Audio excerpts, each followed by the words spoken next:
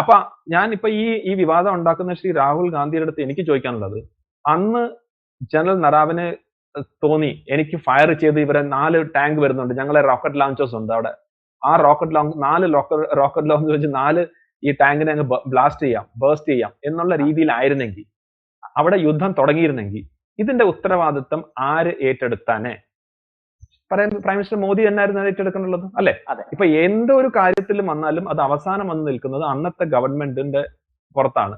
അന്നത്തെ ഗവൺമെന്റ് തലവൻ ആരാണ്? ഇപ്പൊ നമ്മൾ 1962 പ്രൈം മിനിസ്റ്റർ പണ്ഡിറ്റ് നെഹ്റു ആണ് അതിനകത്ത് ഉത്തരവാദി അല്ലെ? ബാക്കിയുള്ള എല്ലാം ഇപ്പൊ അന്നത്തെ സൈനിക ചീഫിനെ പോലും ആർക്കും ഓർമ്മ കാണത്തില്ല. പക്ഷെ അന്ന് ഇത് രാഷ്ട്രീയ തലവനായിട്ടുള്ള പണ്ഡിറ്റ് നെഹ്റു ആണ് അതിന് ഉത്തരവാദി. അതിനകത്തൊരു സംശയമില്ല.